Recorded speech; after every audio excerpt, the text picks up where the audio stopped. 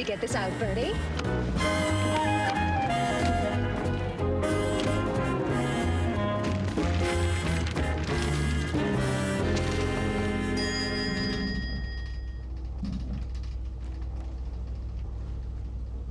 That you back there, Mr. Wooster?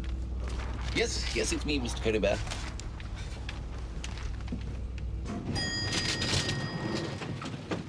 Come on, Bertie, hurry up. I've got to get home and change. Good evening, Miss Pendlebury. I'm not stopping, Jeeves. I'm just making sure my painting gets here safely. Come on, Bertie. Just put it down over there. Over. There. Just lean it against the desk. Carefully now. Not too near the fire. I'll varnish it tomorrow. Right. Well, I think a small whiskey's in order, Jeeves. Very good, Sam. You haven't got time, Bertie. We've got to be at the party in an hour. I'll meet you at Gwladys Pim. Do you know the address? Good. Bye-bye, Jeeves.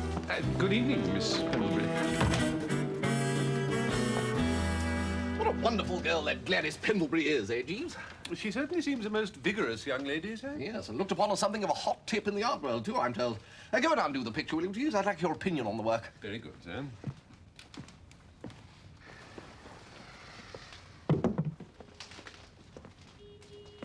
You may ask, Jeeves, why I should spend perfectly good money commissioning a portrait of Aunt Agatha, scourge of the Woosters. It did occur to me, sir, to wonder. Well, this comparatively small investment, Jeeves, may well allow young Bertram to live out his remaining years in peace and tranquility. Struck all of a heap by her nephew's apparent homage, said scourge will give a heartfelt blessing to his marriage to the talented artist who limned said portrait, to wit, Gwladys Pendlebury. If you say so, sir. Jeeves, you don't like this spot of art? In my untutored opinion, sir, Miss Pendlebury has given Mrs. Gregson somewhat too hungry an expression. A little like a dog regarding a distant bone. There is no resemblance whatever to a dog regarding a distant bone, Jeeves. The look to which you refer is one of wisdom and tolerance.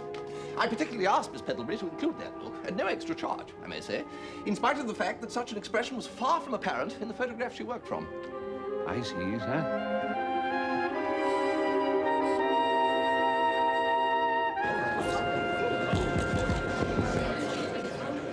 Ladies and gentlemen, thank you.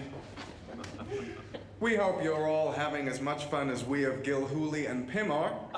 My name is Lucius Pim, and just as our agency is proud to be advertising Slingsby's new range of superb soups, I'm proud to introduce you to Mr. Alexander Slingsby.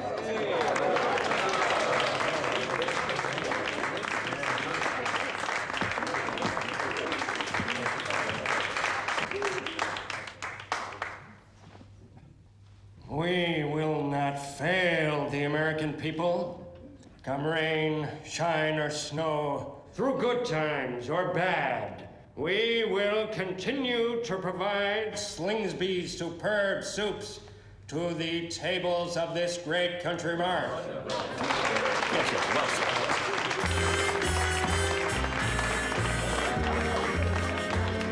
Soups do something to me, something that really mystifies me. Slingsby's, how can it be? You have the taste that tantalizes me. I just live for your broth. Life's not the same since Slingsby's came. You're a flame and I'm the moth. 'Cause Slingsby's do something to soup that nobody else can do.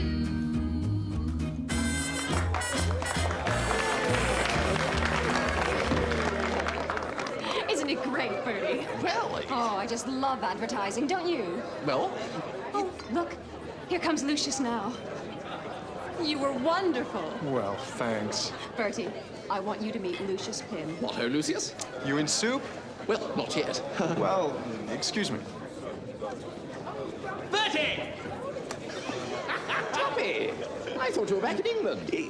No, I'm here. I'm trying to meet Alexander Slingsby. What for? I can't tell you, Bertie, I'm sorry. It's a secret. Hi. Do you know what the best soup in the world is, Bertie? Well, I always like that one they do at the Drones the day after we've had shepherd's pie. What they do is they take... No. It's a soup called cock-a-leekie. My old nanny used to make it for us. Oh, there are millions in this, Bertie. Now, I'm going to sell old Slingsby the secret recipe on a royalty basis, you understand. For every tin of soup they sell, I'll collect a halfpenny. Well, what does Slingsby say? Yes. Well, I haven't been out of a meeting yet. He just doesn't reply to my letters. I mean, that's why I've had to come here to... Well, anyway, it can't fail, Bertie. I just have to catch a whiff of that soup and I'm... Oh, transported back to my childhood. But does the populace at large want to be transported back to your childhood, Tuppy? That's what we have to ask ourselves. What do you mean? I say, there's Elizabeth over there. Who's Elizabeth? Elizabeth Vickers is the woman I intend to marry, Bertie. Marry? Well, congratulations and all that. Yes, well, in fact, she doesn't know anything about it yet. I'm going to ask her tonight. Well, come on. My husband will be so interested. Alexander just lives and breathes soup. Hello, Elizabeth. I'd like you to meet an old friend. Hildebrand, this is Mrs. Slingsby. Of Slingsby's superb soups. Oh, how do... Most awfully sorry. You're so clumsy, Hildebrand. What the hell do you think you're doing, mister? Are you all right, Tallulah? Well, I was just... Mr. Slingsby, I don't know whether you got my... You keep out of this. Yes, quite. But leave Mrs. Slingsby alone, Wooster. What do you think you're doing? Well, cut along now, Wooster. You've done quite enough damage for one night. Now, what my idea is this, Mr. Slingsby. Now, I have this humdinger of a soup.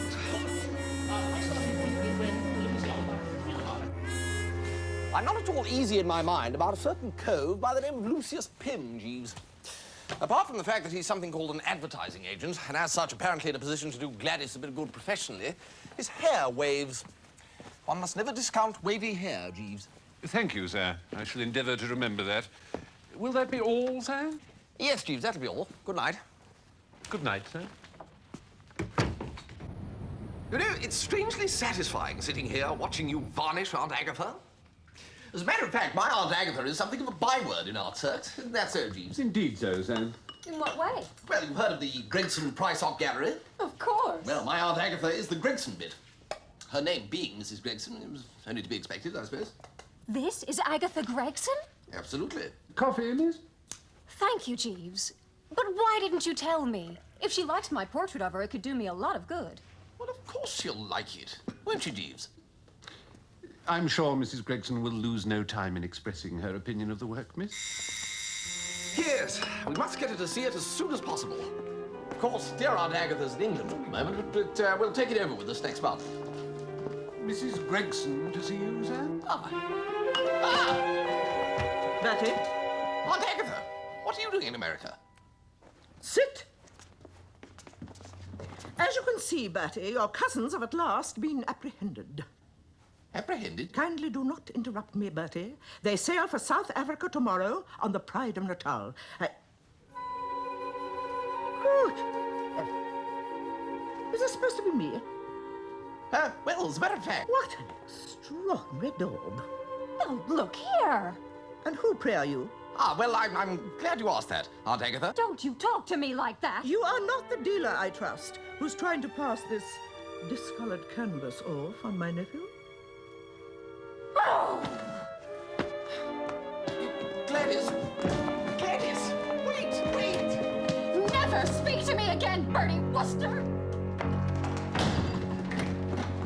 Gwladys! You see, I knew it. One comes to recognize these shady art dealers, you know. That was Gwladys Pendlebury. She painted the picture. Oh, poor girl. You should have told me, Bertie. Had I known she was responsible, I would have been more forthright in my criticism. You could hardly have been more forthright, Aunt Agatha, without physical violence. It is as well for a young girl to be aware of her shortcomings early on in life. But to get back to Claude and Eustace, they leave tomorrow morning. But aren't they in the middle of their term at Oxford? They were expelled a month ago. We behaved badly. We realize that. Very badly. Do be still. Their father is determined that they shall start life anew in the colonies. Their father's been dead for years. It is but a veil, Bertie. The veil can be pierced. Until they sail, they're in your charge. Mine? You will put them up here tonight and see that they're at the docks, ready to board the Pride of Natal tomorrow morning. Jolly decent of you to put us up, Bertie, old thing. Oh, not at all. No, I only wish it were staying a good long time. You hear that, Eustace? He wishes it was for a good long time.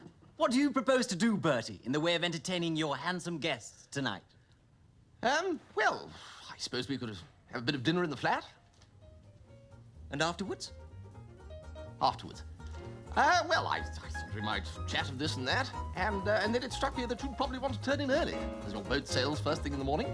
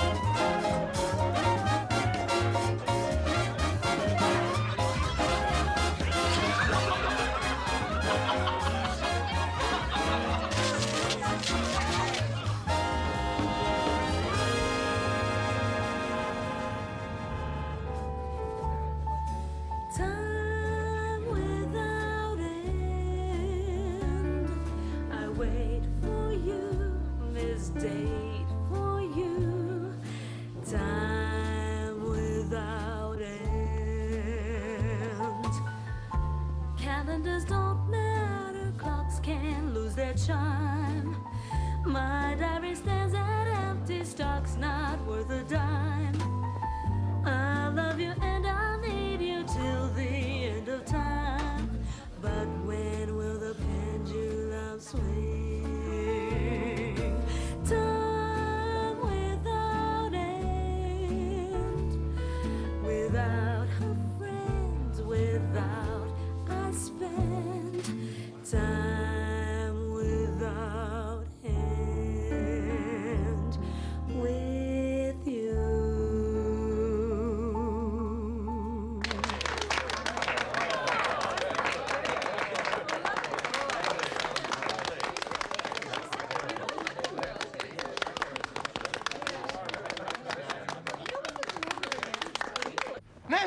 No more champagne. No, I want to go home.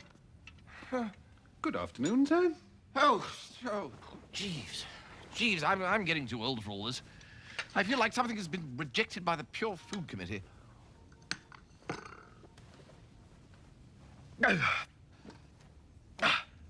What time is it? Just before 1 o'clock, sir. What? The boat!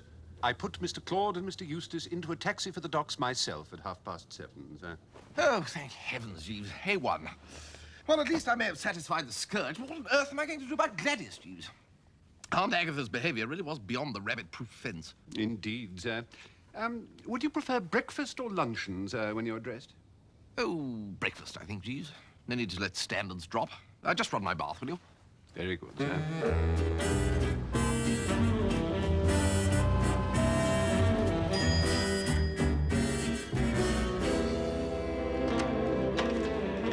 Hello? What ho, Bertie? Had a nice, refreshing sleep? You're meant to be in South Africa. It's like this, old man. You remember that wonderful singer you introduced me to at Ciro's last night? Marion. Marion. We're soulmates, Bertie. Oh, pish. Soulmates?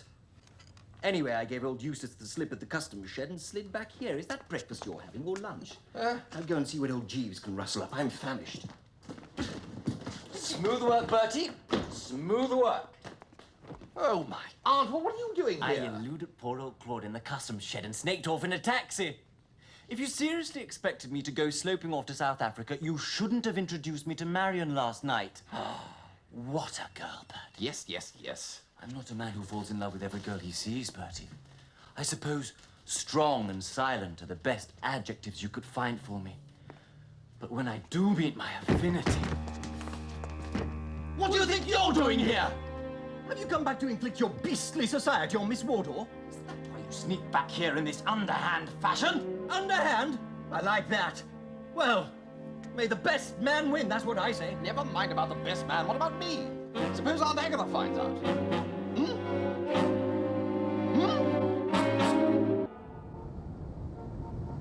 What time did Mr. Claude and Mr. Eustace get in last night, Jeeves? One at 3:45, sir, and the other at 3:50. How do they do it, Jeeves? Well, sir, I read an article last week in Scientific American which propounded the theory that we all contain something which it called a body clock. In the very young, this mechanism acts less like a clock and more like the mechanical toy which runs randomly around the floor at high speed, only changing direction when it bumps into an obstacle. Yes, well, all I hope is the spring unwinds before they bump into my Aunt Agatha. Indeed, sir. Meanwhile, we can only watch and pray. Miss Pendlebury is still proving obdurate, Jeeves. She wouldn't answer my telephone calls yesterday. In my experience, ladies who spell Gwladys with a W are seldom noted for their reliability, sir. It gives them romantic notions. With a W, Jeeves? No. Spell it with a G. If I might draw your attention to the signature on the portrait, sir. Good Lord. G.W. I blame Alfred Lord Tennyson and his Idylls of the King, sir. It also accounts for Catherine, Isobel, and Ethel, all spelt with a Y. But Gladys with the W is a particularly virulent form, sir. Well. Come on, Bertie. We are going out to celebrate my engagement. Engagement, Tuppy? You mean the poor unwitting girl said yes? She did. I told her. I said, I may be poor but honest now, but we could soon change all that.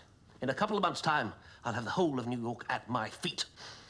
Well, all the ones who like soup, anyway. And she fell for it? She saw reason, Bertie. Hook, line, and whatchamacallit. But it's the truth, isn't it? I mean, old Slingsby thinks my cock-a-leekie recipe is the bee's knees. I mean, his lawyers are drawing up a contract and everything. Well, congratulations, Tuppy. I always said that one day your talent would be recognized. Well, come along, lunch is on Bertie.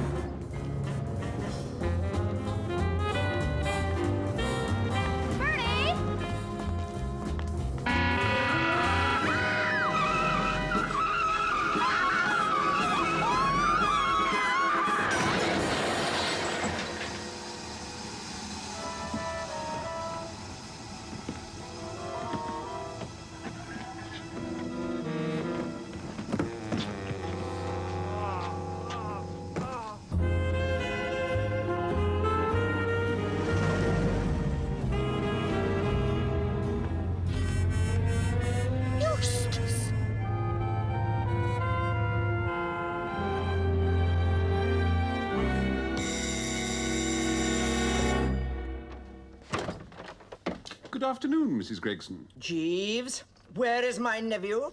I regret to say that Mr. Wooster is not at home, Mrs. Gregson. You may be surprised to learn, Jeeves, that I saw Mr. Eustace not 10 minutes ago. But surely, Mrs. Gregson... I plainly saw him, Jeeves, standing on the corner of 42nd Street and Broadway. This is sinister news indeed. My nephew was distinctly instructed to get those boys onto that boat. He was given that one small responsibility. What do you mean, sinister? Did Mr. Eustace look pale, perhaps? Pale? Well, yes, now you mention it, but well, of course, with the life he's been leading. And what precisely was he doing, Mrs. Gregson? He was hailing a taxi. I see, standing perhaps like this? Yes. I sincerely hope that all is well with the two young gentlemen. Well, why shouldn't it be? You'll pardon my saying, Mrs. Gregson, but Mr. Claude and Mr. Eustace are surely on board the SS Pride of Natal. I saw them myself into a taxi bound for the docks on Thursday morning. And yet now you tell me that this morning you saw the pale figure of Mr. Eustace standing with arm upraised in valediction as you passed by. Good heavens. Jeeves.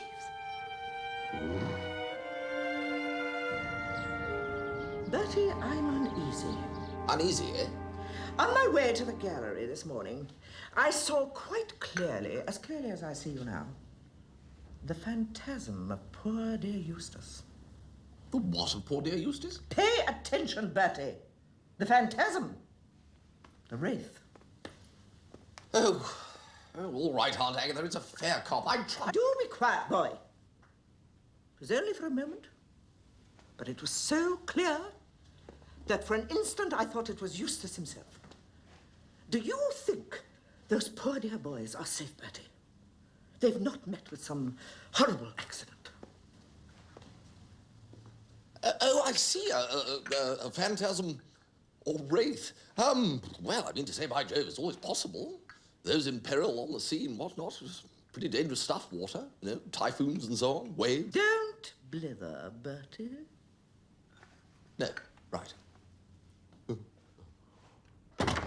Well, I'm sorry, Eustace. Marion does not want to see you. She as good as said as much last night. What rot? She distinctly said to me that she was fed up with you hanging around like a vulture with the crew. Ah, many persons, I've got a bone to pick with you. Oh, not now, old chap. No time for bone picking. I'm just off to take Marion to the races. I'm taking Marion to the races. Neither of you is taking Marion to the races. What? You were seen this morning by Aunt Agatha. No. Fortunately, she's got it into her head that you were some kind of wraith. That's why I'm going to the wraith track. Very amusing. Yes, well, jolly as it may seem to go around giving Aunt Agatha shocks, I must from now on absolutely forbid you from wandering at large around the metrop. Well, I suppose we could buy a couple of disguises. My dear old chap, the brightest idea on record. That's settled then. What a lark about the accident, though, Bertie, eh? Accident? What accident?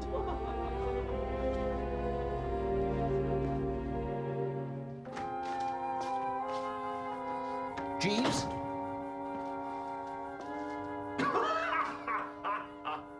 Jeeves?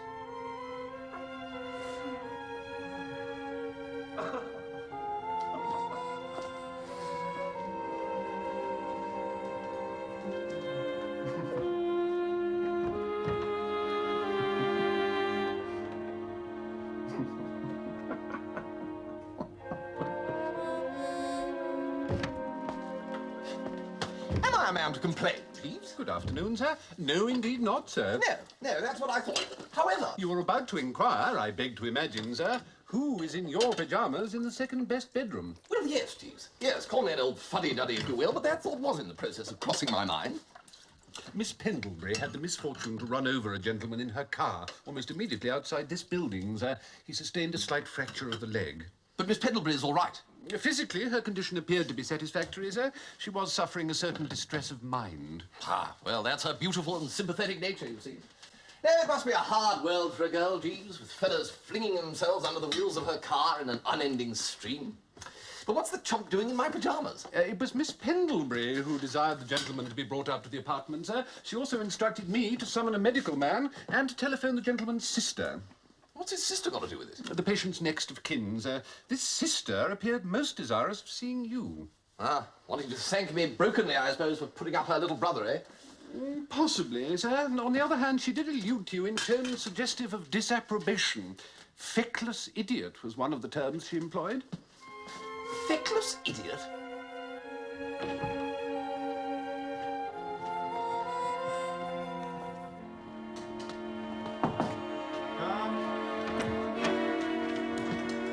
You? Ah, Wooster. You didn't tell me it was Lucius Pim? I didn't wish to distress you any further, sir. Well, how long was he going to be here? About a week or so, I fancy. A week? Now, about this accident, Wooster. My sister is married to Alexander Slingsby. What, the soup man? Yes, I met him the other night. Yes, the point I am trying to make is that my sister loves me devotedly, and she might try to persecute poor little Gwladys if she knew that it was she who was driving the car that laid me out. But she doesn't know. I told her that I was knocked over by a car driven by you.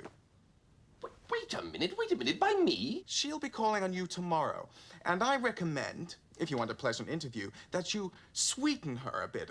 Send her some champagne, a few smiles, a tactful word or two, and she'll be melted before you know where you are. Oh, a blasted nerve, Jeeves. The gentleman does seem to have an ample supply of effrontery, sir. Well, if Lucius Pim thinks I'm going to knuckle under to this ludicrous scheme of his, and then Lucius Pim has got another thing fast approaching the 5-furlong marker. We Woosters are made of sterner stuff than the Pims of this world imagine, Jeeves. I'm sure that's true, sir. Still, wouldn't do any harm to send a case of champagne, I suppose. I'm having dinner with Tuppy.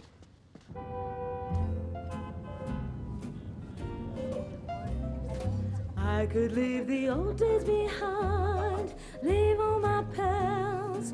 I'd never mind.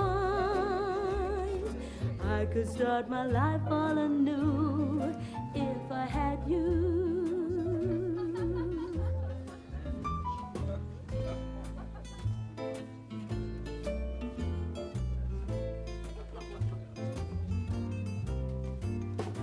I could be a king, dear, uncrowned, humble or poor, rich or renowned. There is nothing I couldn't do if I had you.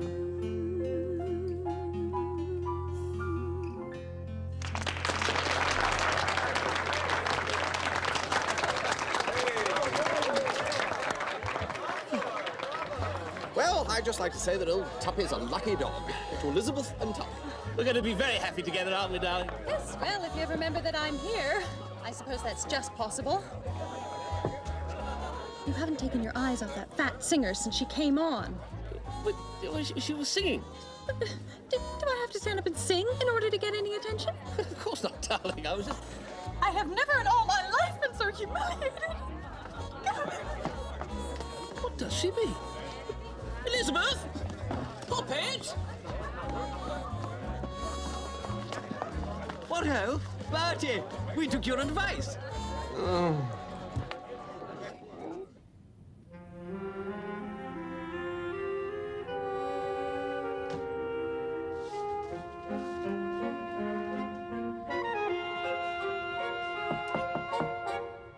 Come. A fine painter, Miss Pendlebury, is she not, Mr. Pim? She's a great girl, Jeeves. I just can't seem to get anywhere with her. Such a pity that her work is confined to so small an audience. It has often struck me that the man who will win Miss Pendlebury is the man who can further her career.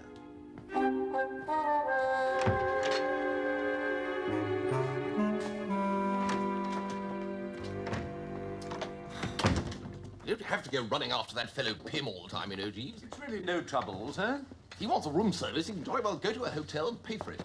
Any sign of the dratted sister yet? No, sir. Well, I'm going to get on with practicing my putting. Next year I should have my entire schedule put up. Very good, sir. Oh, Jeeves, have a think about the Gwladys Pendlebury embroglio, will you? I'm absolutely at my wit's end. Certainly, sir. And will that be all, sir? Yes, Jeeves, that'll be all.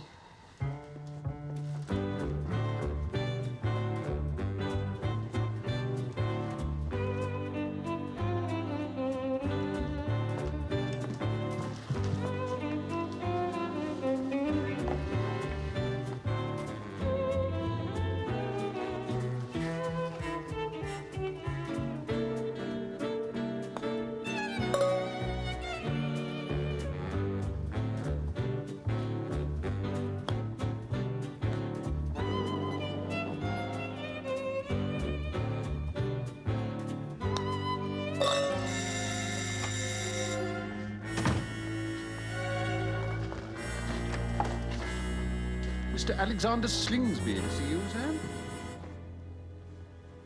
I need hardly tell you why I'm here, Wooster. Oh, no, of course not, absolutely. No, it's that little matter of... Little matter? Let me tell you, when I find a man has been annoying my wife with importunities I regard it as anything but a little matter, I shall endeavor to make you see the thing in the same light. There must be some mistake. There is. You made it. First, you molest her at my party. Then you send her liquor. Trying to lush her up, are ya? No, no. Yes, yes. Help me, Tallulah! What have you done? First my brother, then my husband. You beast! Bertie! But Gwladys!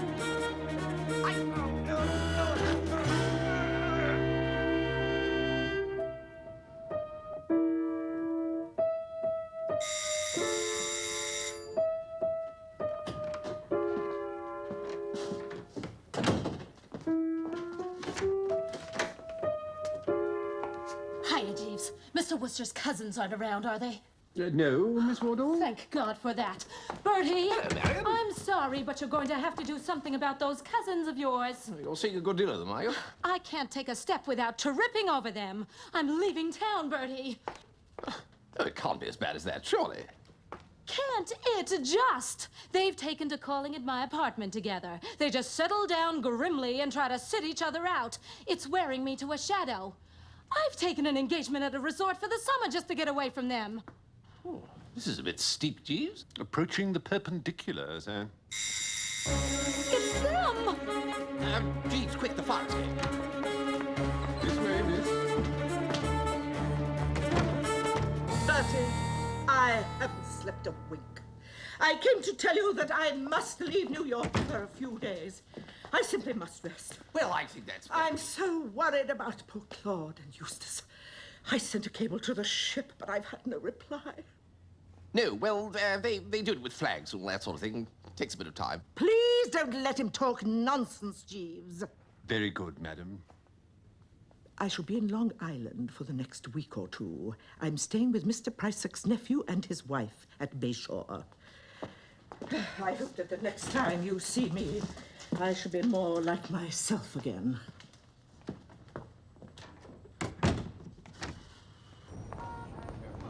She scratched the fixture, Bertie.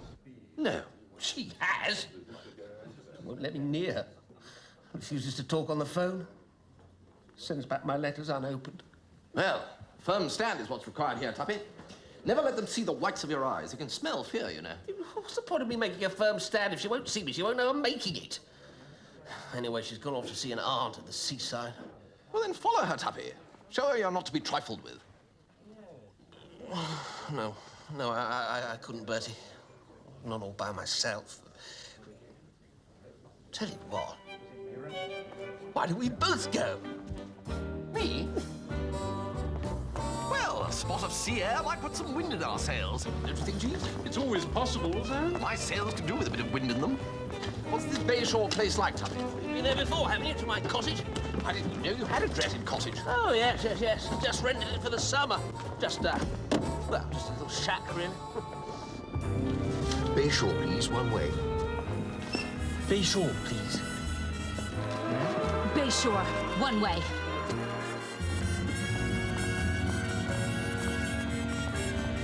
Bayshore, Long Island. Ma'am.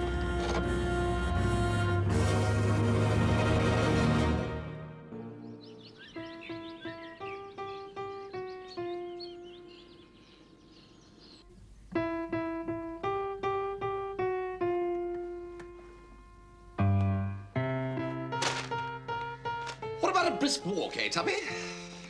I don't think so, no.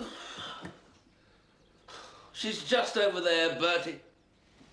Not half a mile away. Laughing, joking. But we could go down to the beach. Elizabeth might be there, on the beach. You might be able to save her from drowning or something. I can't swim. You kept up with the roses, Jeeves? Yes, indeed, sir. A dozen delivered daily to Miss Vickers with Mr. Glossop's name on the card. And the chocolates? Yes, sir. Well, he doesn't do anything. Follows her all the way down here, and then just moons about the place, rubbing ointment into his mosquito bites. One is consoled by the reflection that it is a healthy life, sir. He's become quite a popular pet with the mosquitoes. They never bite me, do they, you? No, sir. Well, there you are, you see. They just seem to hang around waiting for Tuppy. They want to be in good condition for him. Jeeves, that's her. That's Elizabeth Vickers. Indeed, sir. And that blob covered in sand and ice cream must be a nephew or something. It would appear so, sir. Jeeves, I have an idea. Nay, an inspiration. I should be most interested to hear it, sir. We are going to kidnap that child. I shall be returning to the cottage now, sir, if that is consistent with your wishes. No, it dashed what is not consistent with my wishes, Jeeves. I can't carry out a thing like this single-handed. I regret that the terms of my employment do not permit me to take part in criminal activities. Oh, what rot, Jeeves. We're only going to borrow him for an hour. In any case, there's nothing remotely criminal about bringing two loving hearts together. That is not an assertion I should care to see tested in a court of law, sir. Well, you disappoint me, Jeeves. Is this the way the Jeeveses of old faced fearful odds? I should imagine, sir, that it must have been, or else the line would have been speedily extinguished.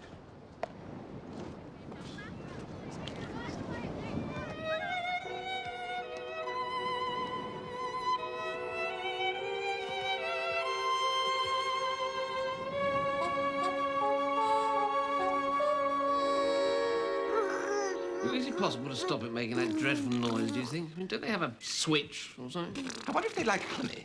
Bound to, I should imagine. Yeah, I think I might have a bit of a talent for this. Anyway, to return to the matter in hand, there's Elizabeth, distraught and guilty because she's misplaced the child. Dear old Tuppy suddenly appears, leading the infant by a rather sticky hand and telling some story to the effect that he found it wandering at large around the countryside and practically saved its life. Well, the girl's gratitude is bound to make her chuck hostilities and become friends again. I see. I see. There's something in this, Bertie. You take it for a minute. I'm covered head to foot in honey. Well, serves you right. It was your idea. Look, where did you say she was sitting? Over there, with those look, there she is. There. Oh, yes. Oh, Elizabeth. No time for all that. Here. Well, she doesn't seem to be doing much searching. Well, she's looking out to sea, wondering if it's drifted off, I dare say. Yeah, that's right. Well, here goes.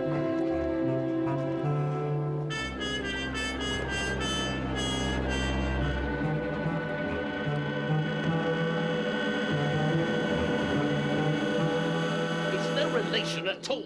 It's just some kid she met at the beach.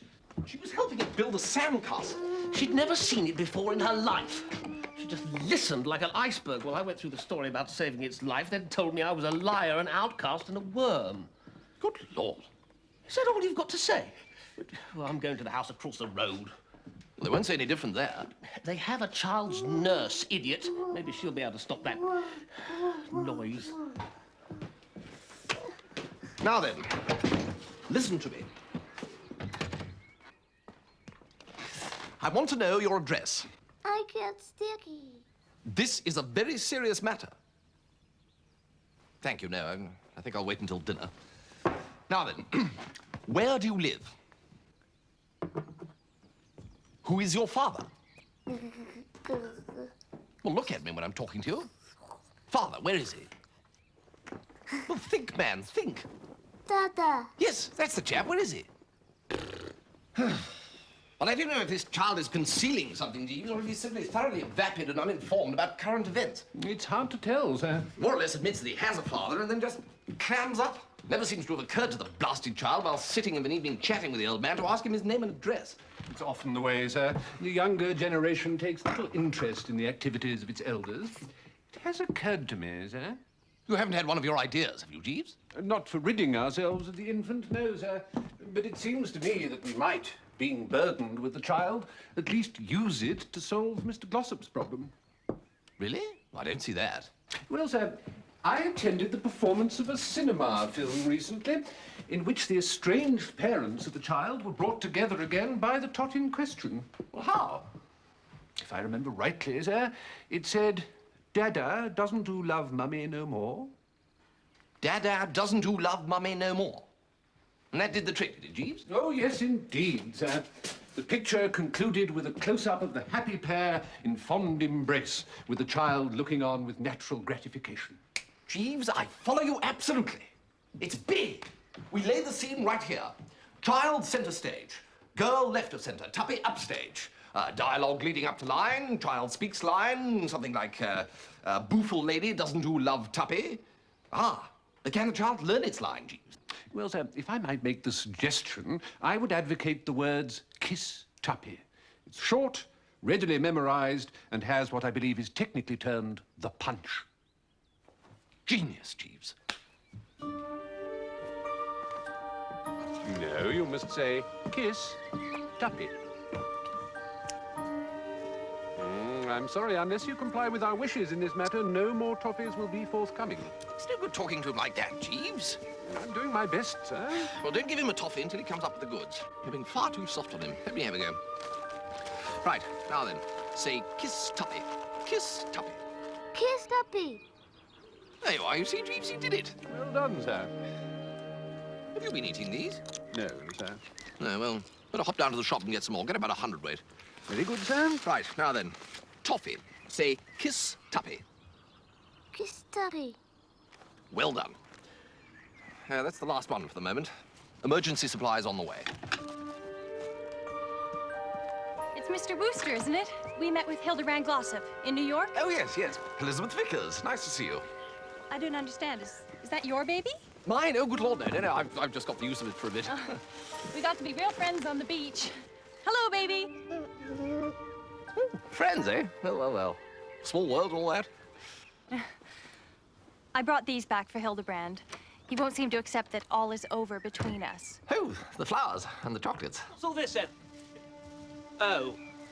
I brought your gifts back, Hildebrand. Gifts? Those gifts. Roses, chocolates. Well, I never sent them. Oh, how pathetic. And how typical, if I may say so. No, you blasted well may not say so. I never sent you any dratted presents.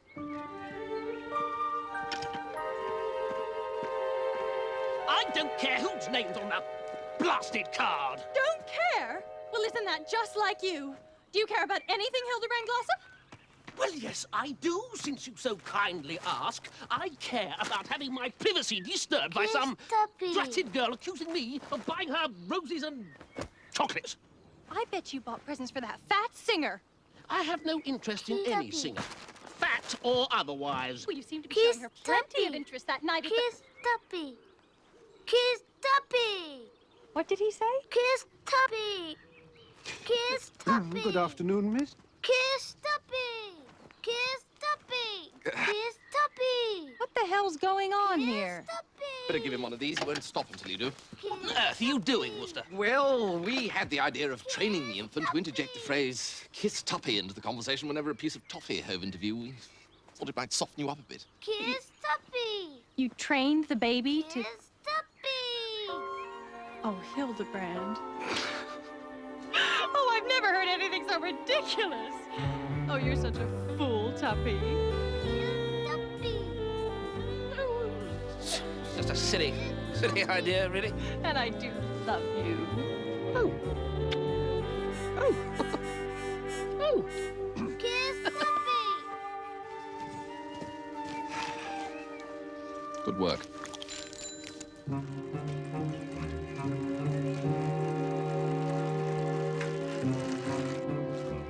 Good afternoon, gentlemen. Can't find Miss Wardle anywhere, Jeeves. I wonder if she might be visiting her old friends, the Prysocs. The Prysocs? The large white house on the right. White, right. Perhaps you gentlemen would be kind enough to take something over there for Mr. Wooster.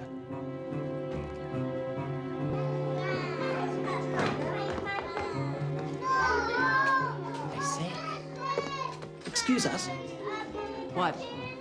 We were asked to deliver this. Oh, I thought there was one missing. Just put him down somewhere, will you? It's, Marion here. Who? Marion Wardle. Never heard of her. You know the singer. We were told that... Nay, I was...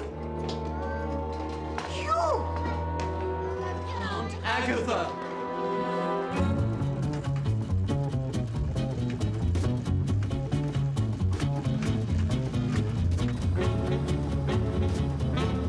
Faster, faster! We've lost them!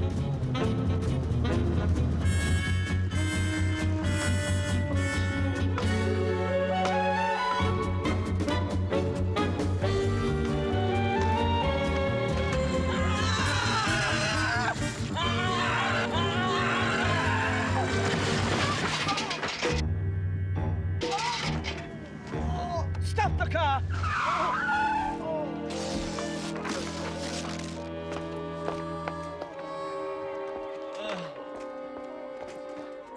Claude! Eustace! What is the meaning of this?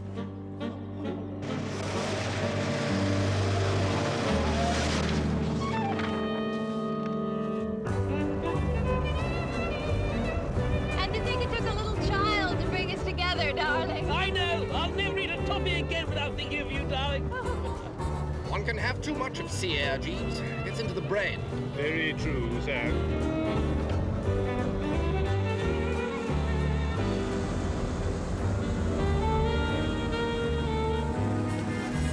Wait a minute.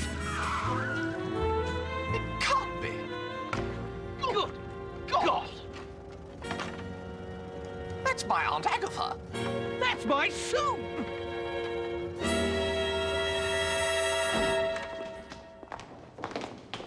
I demand to see Lucius Pim. Me too. Bertie! Gladys, what are you doing here? Why, I work here. Lucius offered me a wonderful job. Oh, did he? Well, then perhaps either you or he can tell me what my aunt's portrait is doing pasted all over the countryside. And what about my cock-a-leekie soup? You? I thought I told you I never want to see your ugly mug again. Well, I like that. What about the money you owe me? I don't owe you one goddamn red cent. My wife looked up your cockamamie soup in a cookbook. It's cock-a-leekie. And my nanny never wrote a cookbook. She didn't have to. It's in every cookbook from here to Vladivostok. Oh, Hildebrand! Oh. Elizabeth! Yes, well, none of this alters the fact that you used my painting. That's got nothing to do with me. That's what I pay an advertising agent for.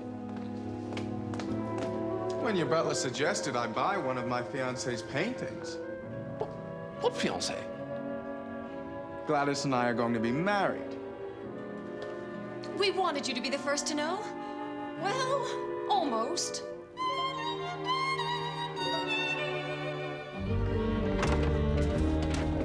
This time you will go to South Africa, and you will settle down and be of no further worry to your poor mother.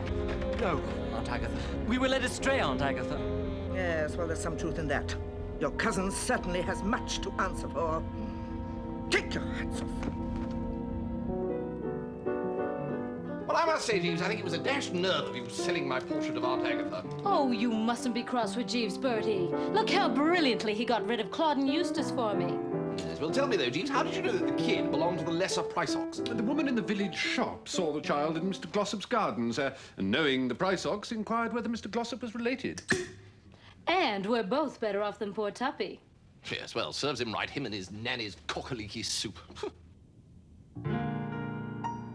You do something to cock-a-leekie, something to really mortify him. You've made old Tuppy feel quite peaky. What can we do to fortify him? Brilliant. He'd lost sleep for that soup. Jeeves? At one fell swoop, the Slingsby group knocked Mr. Glossop for a loop, sir. 'Cause you do something to cock-a-leekie that's given old Tuppy croup. Well, cheerio.